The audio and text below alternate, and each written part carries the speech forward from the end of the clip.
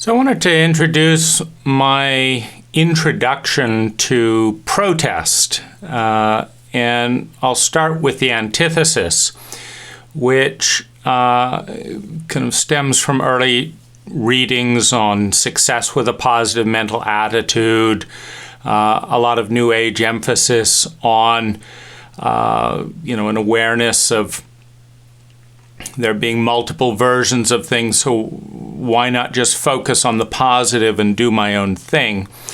And it's also very easy for me to see other people's perspective. And so if I wanted to, I really wouldn't have a hard time not protesting anything. And, when I had a lot of issues with the family abuse pattern, I left home. If I've had difficult clients, I've usually fired them rather than fought with them. If I've had difficult relationships with partners, I've withdrawn rather than pushed. And so generally, my attitude has been, it's up to me to find a world that I like. And if it's not here, I'll go over there. For example, I went around the world and settled on Thailand as my favorite country, as a medicine, or in some ways the antithesis of the United States. And so if I don't like the United States, just find a country somewhere in the world and spend as much as 6 months of the year there. And, so that's been the dominant pattern, withdrawal and refocus. It was really the trauma introduced in my relationship with Peter Sandhill as a facilitator of the Human Awareness Institute, where there was psychological, spiritual, and sexual abuse under the influence of psychedelics that knocked me flat to a point where I didn't know where to withdraw to. So I found myself collapsing physically, financially, mentally, emotionally, into crisis levels of survival. And there was a comment made by James Hillman in some of his commentary around trauma. And one of the things that he said was that, you have the four F's around trauma. You have fight, you have flight, you have freeze, and you have fawn. Go into pleaser mode. And I'd done freeze, and I had done flight, and I had done fawn, or pleasing and accommodating. But I'd never done fight. Partly that's being a sensitive and an empath. I feel not only the conflict in my own body, but the conflict, I'm aware of the way it feels to have the conflict on the other side. So it feels like I'm carrying both sides. And as a sensitive, I hit my pain threshold much faster than the average person, which means that I have to go into overwhelm by before the other person reaches a pain point where they respect the conflict. And so that's not particularly good for my well-being. But what Hillman said was that part of the breakthrough in resolving trauma comes from going through the entire circle. So for me, that would be the fight that I'd never participated in.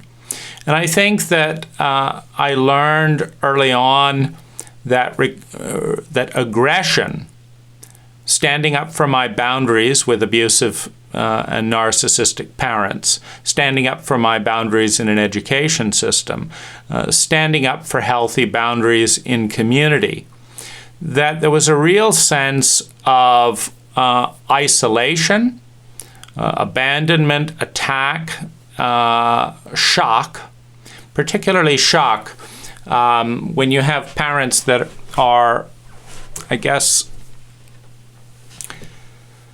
not very in touch with their own feelings. The pattern of aggression goes from dissociating to explosive rage.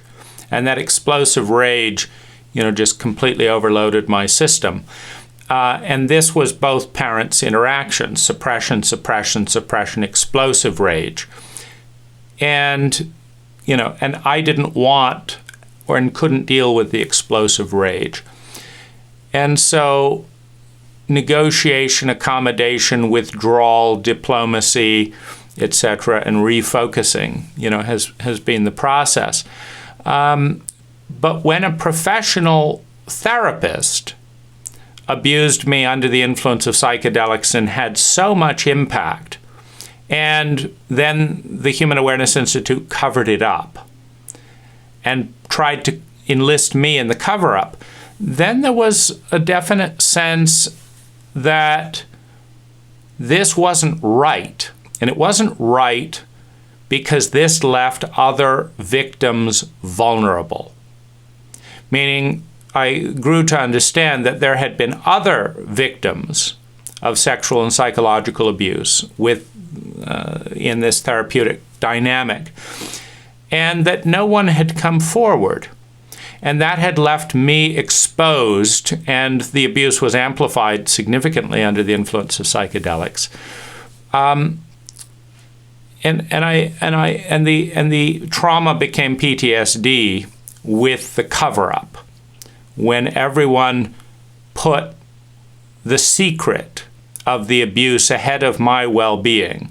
This was a betrayal so deep that it really broke a part of my innocence. It broke a part of the childlike trust in the abuser.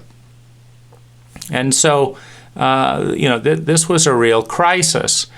And I pivoted from withdrawal and accommodating into a very strong kind of aggression of, I would call it kind of like nemesis, if you understand the mythology. The sense that, and this was helped by the fact that I wasn't sure I would survive physically, emotionally, mentally, financially, but the sense that if I was going to go down to protect, corrupt, faulty therapists who claimed to be healers, so that they could bury the secret of their sexual abuse and provide zero support, but instead try and enlist the client in a cover-up, that this was worth dying for. Meaning, if this blew the lid off of this level of corruption and betrayal, that it was a meaningful death, and so that was a pivot point.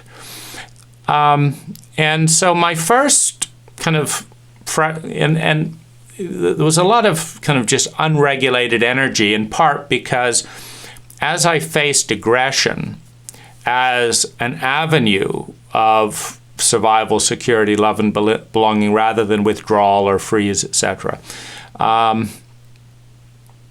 my body felt that it was going to die. And so this was kind of a crisis of its own, because whether it's true or not, when you're regressed and the inner child is expecting death from this path of aggression, then it's very difficult to go into this terrain. And when you're in a heartbroken, traumatized state to begin with, where things feel out of control and overwhelming, it's not the easy time to learn aggression and regulation. And so, I found myself far less patient with bullshit, and just starting to pursue, different campaigns. And by far the biggest one has been in response, to the Human Awareness Institute. But that's branched out as I've seen, bullshit patterns around homelessness in my town and bullshit governmental cover-ups, as I've as I've started to piece together a fractal pattern where this same phenomena of chauvinism, abuse, cover-up, minimization, etc., is practiced to the destruction of all, to the detriment of all, in therapy, in parenting, in schooling, in government, in business, in various healing circles. And so, this has been a launch pad out to a part that says, no, I'm not going to be silent about this. And so this is, very much learning terrain for me, because it's a new face. The face of no, the face of aggression is a new face. And, these are kind of the playgrounds in which I'm learning how healthy aggression is a necessary aspect of a healthy human being asserting boundaries for their culture, for their values, for their individuality, and being willing to go head-to-head with power structures, be it the parents, the political system, etc., that are inducing this level of traumatic fear.